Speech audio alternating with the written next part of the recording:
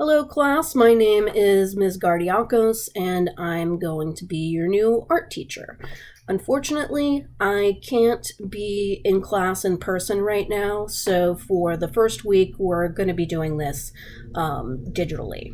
So for all the classes, both digital and traditional, there's going to be several components. There's going to be the studio component where you're actually making the art, but there's also going to be lecture content, and that lecture content is going to involve art theory,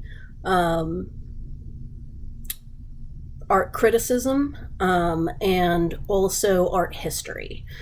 Because even if you're doing, I think with the digital classes that's been skipped over in the past, but it's just as important if you're making art digitally versus traditionally. Those components of how to make good art, what makes good art in the first place, how others have done it.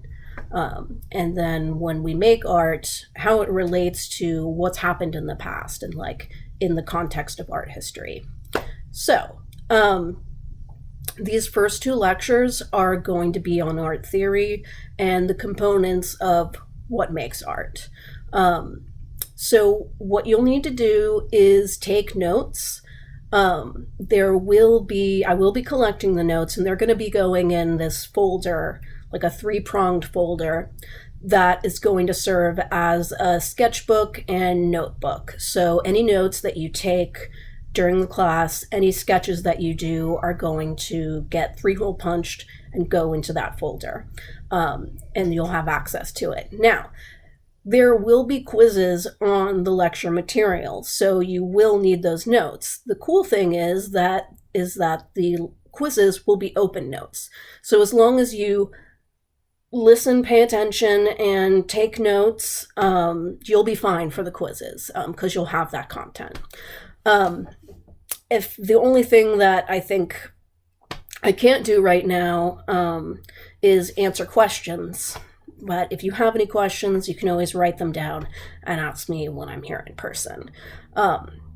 I think that it makes, for this first week, it makes more sense to do video lectures rather than having you guys work on art projects. Because video lectures are basically just me talking and showing slides. Whereas when you're working on the actual artwork, it's more helpful if I can be there in person to be of service to you and give feedback and answer questions and all that stuff.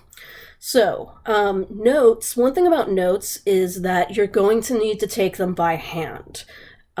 Digital notes, anything with typing is not going to work.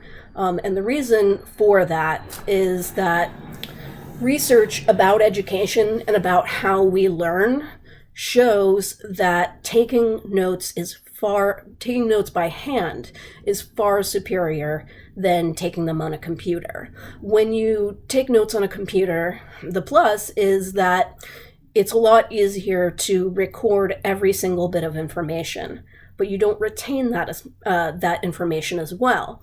Whereas when you take notes in person, one, just the act of writing helps with that memory, but also when you're listening to a lecture and you're taking notes, you have to make decisions about what to write down, how to condense what's being said into like a quick phrase, because the lecture's keeping going and you have to keep up with what I'm talking about.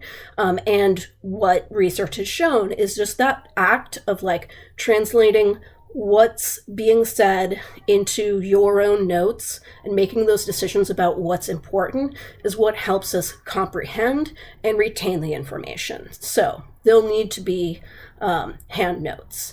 So let's get started. You'll need a sheet of paper. It's going to go into a 3-ring prong notebook, so 8.5 by 11 size. Pen or pencil, your choice, and we'll get started. Bye.